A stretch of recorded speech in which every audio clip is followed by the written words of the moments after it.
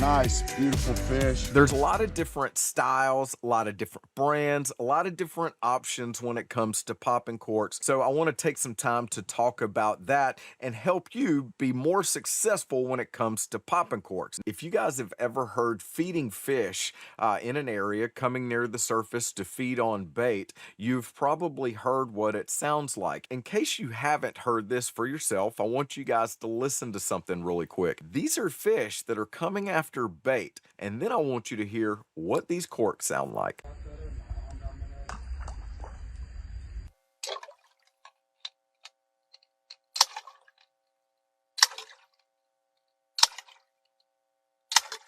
So as you guys are able to tell, these corks do a very, very good job of mimicking that sound. About these oval corks specifically, they don't move as much water as the cupped ones would. Obviously, they have a more rounded top to them there, so they don't grab as much water when they move. I've actually done testing while out on the water, throwing both corks at the same time. After a couple trips, I've found a bit of a trend, and one thing I feel like it's not that the oval does better than the cupped. I think it's a bit more situational. So let's talk about that. As I said, this one puts off a little bit less water displacement. So when you have calmer conditions, this may be a better option because it's not a little too much sound on the water surface. It can just do a great job of suspending your bait. So if you're using a popping cork, an oval is a great option on those calmer days because it won't cause as much disruption, but really accomplish the sound of mimicking that feeding activity. Now, another perk of these oval corks is that because they don't have that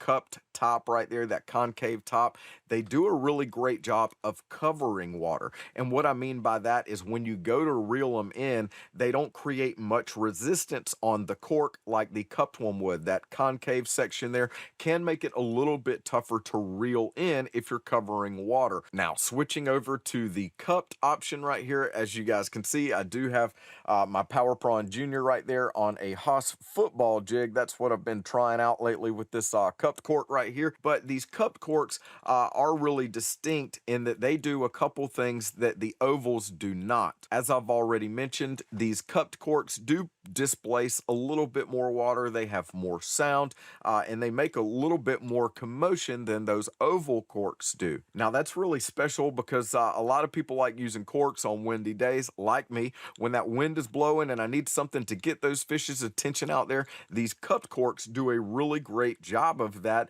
especially when there's any ripple or kind of wind current on the water. With that sound of the cork, the clatter, the clank of the cork, along with the gushing or whooshing sound of the water displacement, it almost sounds as if fish are actively feeding in that situation. And one of the really bonus highlights of a popping cork is it doesn't take a whole lot of skill to be able to use one as long as you can cast one effectively. Popping corks are a great way to get everybody on fish, but one of my favorite things to put under them, as you guys have been able to see already here, is a Power Prawn. Power Prawn Junior up under a popping cork is a solid go-to, and it's a whole lot cheaper than buying dozens and dozens of live shrimp. I can tell you that gets expensive on batteries, trying to keep them alive, and just paying for the shrimp. That's a headache. If you guys have any more questions for me about popping corks or anything to put underneath these, I'd love to hear from you guys about that. Or if you guys just want some more information on how to get in the Salt Strong Insider Club, be sure to click that link down below or like and subscribe because we have lots of amazing fishing content